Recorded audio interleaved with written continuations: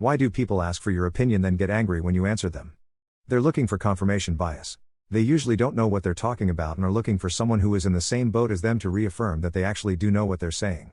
If your ego can't handle the available answers to a question, maybe one shouldn't ask it. To some extent, I think this problem is so bad and often one side so favored as correct that the other side just won't even respond or just says what the other wants to avoid confrontation. The questioner then gets the validation they wanted and feels their opinion is clearly supported by everyone. I just saw a post yesterday where the op asked a question from the incorrect side of the issue and no one will touch it with a 10-foot pole. There are likes. Because you won't get banned yet for a like as far as I know. But no one willing to comment to it. Most people are pretty stupid and immature. They can't respectfully disagree on something and almost never care to hear the reasoning behind the opposing point of view. Which is extremely sensitive and close-minded. They're also the first to resort to ad hominem bullshit when they simply hear an opinion or fact that they don't like. I probably have the longest block list on Reddit for that very reason, lol. Also, that's why so many subs are nothing but echo chambers. I think there's one thing missing in these comments. People can very genuinely want to know your opinion. But then fall victim to humanity. Where less than 1% of people are actually okay with differences of opinion. So don't discount the potential of someone being genuine still. Despite what the outcome ended up as. In general, people ask others' opinions on something because of 1. Genuine curiosity. 2. To validate themselves. 3. To argue. 2 and 3 are absolutely the most common. 1 won't turn into an argument or result in someone getting angry.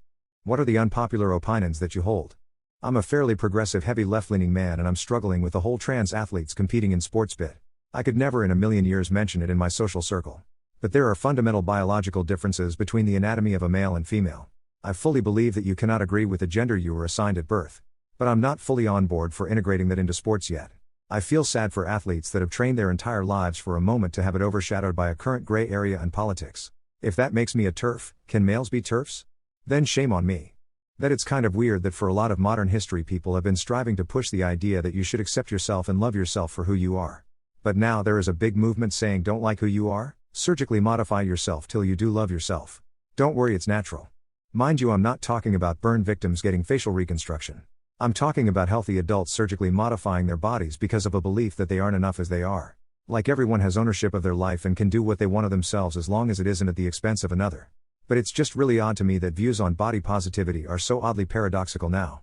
On holidays such as Thanksgiving and Christmas, all big stores should be closed with the exception of a gas station or two. Or if you're in a different country, whatever holiday is equivalent to Thanksgiving if there is one, People over the age of 65 should have to retake their driver's test every year. Using a cell phone while driving should result in a big points ticket or license suspension. The first time, not the second or third. One DUI or DWI should result in you losing your license for good. What do you do when you feel yourself falling back into depression/anxiety? You mean my normal existence? Take my medication and ask my friends if they can hang out tonight. I reaffirm my good habits if I have the energy. Checklist is as follows. 1. Did I eat today and was it healthy? 2. Have I drank enough water today? 3. Have I exercised today? 4. Journal and get those feelings out. 5. Did I do something that caused my anxiety and how can I avoid feeling like or doing that again? 6. Am I looking at the situation in a tolerable way? 7. Have I talked to someone that cares today? 8. Have I gotten enough sleep? Anything from that list I haven't done. I complete. Usually afterwards the unwanted feelings lessen to a tolerable degree.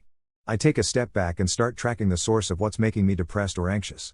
I ask myself, is this a problem that I can solve within my capacity right now? If not, can it be fixed by changing my current mindset? If it's something beyond my control, then I take a few deep breaths and release the unwanted energy out in the ether.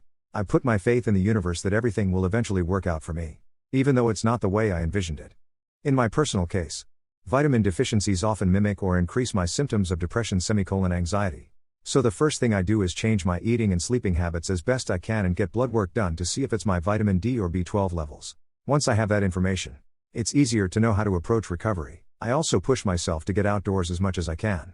Walks, play with dogs, go for a drive with music up loud, and confide in one person. Have a person you can talk to. It helps. Women working in social work/victim services, what kind of emotional aftercare do you practice after work? None. Really? I go on a walk at lunch to clear my head and get some air. Listen to music on the way home. Do some stretches or art or baking when I get home and watch an uplifting or funny show. Journal. Take back your time. Take a walk. Talk to a friend. Make some art. Enjoying the drive home. Eating a nice sandwich. Music. My massage chair. I listen to audiobooks in the car. Get long hugs from my kids. And like to keep lots of plants. I also have my own therapist. Social worker here. I watch really cringy reality TV, Love is Blind, The Circle, etc., to help me switch off. I also like to light a candle and read a book. I used to exercise, but due to an injury I haven't been able to. That used to help a lot. I sometimes have to cry it out at home in the shower. Let the helplessness go down the drain. After I'm dressed, I remind myself that I can't change what's happened to my clients, but I can help prevent it from happening again, to them or someone else. Sometimes I jog around my neighborhood for a few miles while listening to sci-fi books. And sometimes, volunteering at the local humane society helps a lot too. Knowing that I'm making a positive difference somewhere helps me cope mentally and emotionally.